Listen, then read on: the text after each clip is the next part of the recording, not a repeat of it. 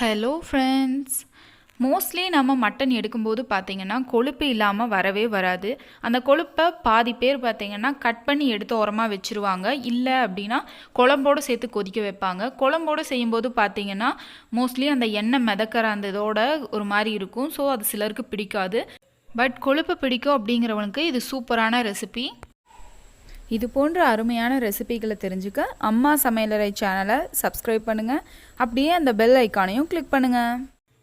இந்த சூப்பரான மட்டன் கொழுப்பு கிரேவி செய்கிறதுக்கு தேவையான பொருட்கள் எல்லாமே அளவுகளோடு மென்ஷன் பண்ணியிருக்கேன்.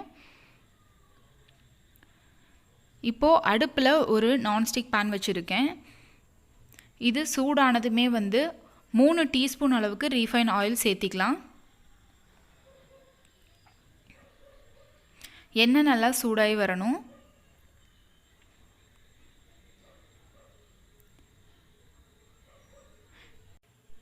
ஆயில் சூடாகி வந்ததுமே கடுகு 1/2 டீஸ்பூன் சேர்த்திக்கலாம்.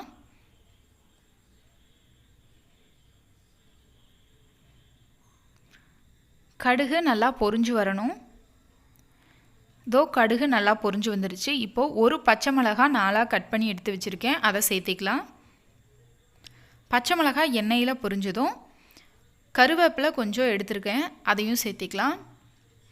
பச்சை மிளகாயும் கருவேப்பிலையும் பொரிஞ்சதும் 50 கிராம் அளவுக்கு சின்ன வெங்காயம் நான் 2 கட் பண்ணி எடுத்து வச்சுருக்கேன், அதையும் சேர்த்திக்க போகிறேன். சின்னதாக இருந்தால் முழுசாக கூட சேர்த்திக்கலாம். இப்போது சின்ன வெங்காயம் நல்லா ஆயிலில் ஃப்ரை ஆகணும். பாருங்கள், நல்லாவே ஆயிலில் ஃப்ரை ஆயிருச்சு. அதோட கலர் கூட ப்ரௌனாக மாறி இருக்குது. இப்போ ஒரு தக்காளி நல்லா பொடியாக கட் பண்ணி எடுத்திருக்கேன், அதையும் சேர்த்திக்கலாம். தக்காளி மசிய வரைக்கும் அதையும் நல்லா வணக்கிக்கலாம்.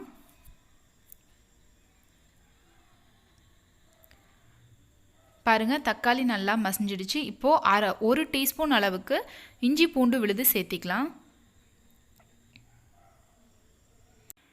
இஞ்சி பூண்டு விழுதோட பச்சை வாசனை முழுசாக போகிற வரைக்கும் நாம் இதை வணக்கிக்க போகிறோம். இப்போது அதோட 1/2 டீஸ்பூன் அளவுக்கு மிளகாய்த்தூள் சேர்த்திக்கலாம்.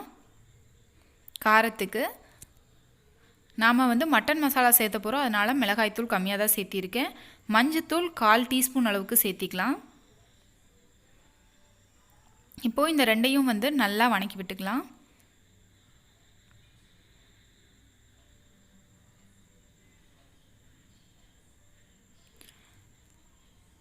மிளகாத்தூளோட பச்சை வாசமும் போகணும், அது வரைக்கும் நல்லா வணக்கிக்கலாம். இதோட கறி மசால் 1/2 டீஸ்பூன் சேர்த்து நல்லா வணக்கிக்கலாம். நல்லா ட்ரையாகவே வணக்க போகிறோம். இதெல்லாம் நல்லா 1 நிமிஷம் இப்படியே வேகணும். வெந்ததும் 1 டீஸ்பூன் அளவுக்கு நான் மட்டன் மசாலா இங்கே சேர்த்திக்க போகிறேன். நம்ம மட்டன் குழம்போட அந்த ஃப்ளேவர் அண்ட் டேஸ்ட்க்கு சூப்பராக இருக்கும். இப்போது கொழுப்பு 100 கிராம் எடுத்திருக்கேன். அதாவது நாங்கள் எடுத்த மட்டனில் ஆல்மோஸ்ட் இது 100 கிராம் இருக்கும். அதை தனியாக எடுத்ததை சேர்த்திக்க போகிறேன். இப்போ நம்ம சேர்த்துருக்க மசாலாவோடு இதை நல்லா பரட்டிக்கலாம். ஸ்டார்டிங்கில் இது சேர்க்கும்போது பார்த்தீங்கன்னா ஒரு ஜெல்லி அந்த இது மாதிரி இருந்திருக்கும். ஆனால் நம்ம சேர்த்திருக்க மசாலாவோட எல்லா டெக்ஸ்சரே அப்படியே மாறிடும். ஒரு நிமிஷம் வேக விட்டு எடுத்துக்கோங்க. பாருங்கள், இப்போ அது இண்டிவிஜுவல் தனித்தனியாக இதாகிடுச்சு, வெந்துடுச்சு. அதோட டெக்ஸ்சர் மாறி இருக்குது. இப்போது கொழுப்பு வேகிறதுக்கு தேவையான அளவுக்கு கொஞ்சமாக உப்பு சேர்த்திக்கலாம். உப்பு சேர்த்து நல்லா மிக்ஸ் பண்ணி விடுங்க. இது நல்லா வணங்கணும்.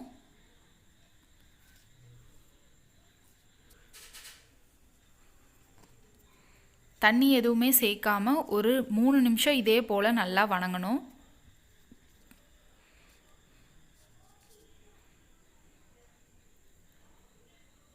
நான் இங்கே வணங்கி எடுத்துட்டு அதுக்கப்புறமா குக்கரில் விசில் விட்டு வேக வைக்க போகிறேன். நீங்கள் குக்கர்லேயே ஸ்ட்ரைட்டாக இது மாதிரி வணக்கிக்கிட்டாலும் சரிதான்.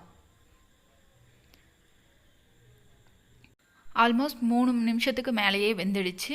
இப்போது தண்ணி சேர்த்துக்கலாம்.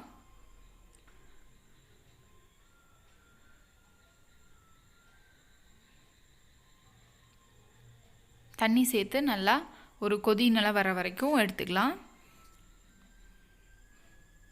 இப்போ பாருங்கள் தண்ணியோட நல்லா ஜெல் ஆகிடுச்சு. இப்போது இதை வந்து நான் குக்கருக்கு மாற்றிக்க போகிறேன். மாற்றி ஒரு 7 to 8 விசில் விட்டு எடுத்துக்க போகிறேன். நீங்கள் ஸ்ட்ரைட்டாக குக்கர்லேயே வணக்கணும் அப்படிங்கிறவங்க வணக்கிக்கோங்க. இதோ குக்கருக்கு மாற்றிட்டேன். இதை க்ளோஸ் பண்ணி வச்சு 7 to 8 விசில் விட்டு எடுக்க போகிறேன். கொழுப்பு வந்து நார்மலாக நம்ம கடாயில் வச்சு வேக வச்சா அவ்வளோ சீக்கிரம் வேகாது. குக்கரில் வைக்கும்போது நல்லாவே வெந்துடும். அதனால தான். இப்போ பாருங்கள் கொழுப்பு நல்லாவே வெந்துடுச்சு. அந்த கிரேவியும் சூப்பராக ரெடியாக வந்திருக்கு. மட்டன் கொழுப்பு வந்து பிடிக்கும், நான் சாப்பிடுவேன் அப்படிங்கிறவங்க வந்து இந்த ரெசிப்பியை மஸ்ட் ட்ரை ரெசிபி கண்டிப்பாக ட்ரை பண்ணி பாருங்கள். ரொம்ப சூப்பராக இருக்கும். இல்லை கொழுப்பு அதிகமாக சாப்பிட மாட்டேன் அப்படிங்கிறவங்க கூட இந்த கிரேவியை விரும்பி சாப்பிடுவாங்க. அந்தளவுக்கு டேஸ்ட்டாக இருக்கும். இந்த சூப்பரான ரெசிப்பியை வீட்டில் கண்டிப்பாக செஞ்சு பார்த்து செஞ்சு சாப்பிட்டு எப்படி இருக்குன்னு சொல்லுங்கள். இந்த வீடியோவை லைக் பண்ணுங்கள். நம்ம சேனலை சப்ஸ்கிரைப் பண்ண மறந்துடாதீங்க. இது போல் சூப்பரான ரெசிபியெல்லாம் உங்கள் வீடு தேடி வரும். தேங்க்யூ.